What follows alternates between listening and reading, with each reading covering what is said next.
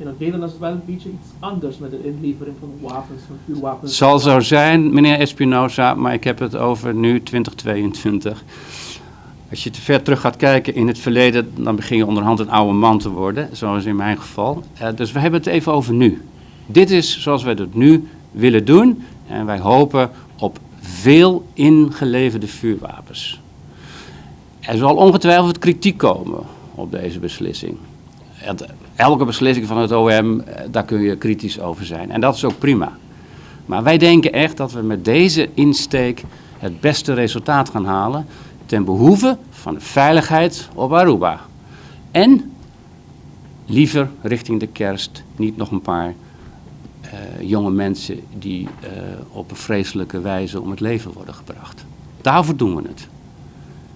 Er wordt geen onderzoek gedaan aan deze vuurwapens of munities, dat ze misschien eerder zijn gebruikt in andere soorten criminele activiteiten. Is het niet een beetje tegenstrijdig als jullie niet de videobeelden kunnen gebruiken om misschien andere soort gevallen, daden die worden gepleegd, even te kunnen verder onderzoeken? In principe wordt er geen vervolgonderzoek ingesteld. Dat is het uitgangspunt. Maar dat is een beetje anders dan Nederland. In Nederland worden wel een soort afspraak gedaan met de politie. Dan komen politie en burger de wapens of niet even halen. En dan krijg je, als het niet wordt vervolgd, een soort C-pot. Dat is niet hier het geval. Totaal niet. Nee, het gaat ons om het resultaat. We willen zoveel mogelijk vuurwapens, slag- en steekwapens willen we ingeleverd krijgen. En in principe gaan we geen vervolgonderzoek doen. En in deze eerste dagen die jullie de pakken daar hebben, hoe is het met is er een verwachting dat er geleverd al is geworden? Ik weet het niet, want dan anders zou mijn buurman, de korpschef, het weten. Maar ik weet het in ieder geval niet. En ook de korpschef weet het niet, dus daar kan ik u geen antwoord op geven. Ik weet niet hoeveel wapens er op dit moment zijn ingeleverd. En als de cijfers niet meevallen, dan zullen jullie misschien overwegen om die camera weg te halen?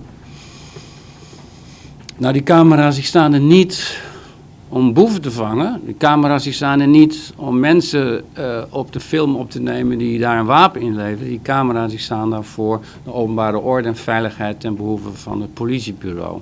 Dat is echt een hele andere, dat is toch echt een hele andere insteek. Ja, en weet u, meneer Espinosa, als ik onvoldoende vertrouwen werk op deze manier, dat we met die camerabeelden niks gaan doen, ja, dan is het dan maar zo. That's part of the deal.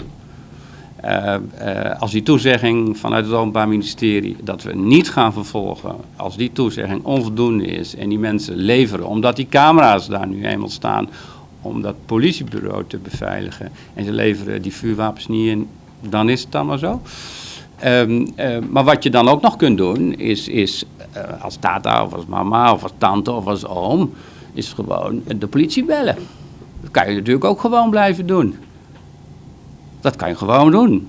Ik weet hier dat een jongen van 16 of een meisje van 17, maakt me niet uit of het een jongen of een meisje is en hoe oud ze zijn, die heeft hier een vuurwapen. En dat wil ik niet, want dat is levensgevaarlijk. Er gaan misschien wel slachtoffers vallen. Politie, kom ons helpen en kom het in beslag nemen. Dat is ook een prima oplossing.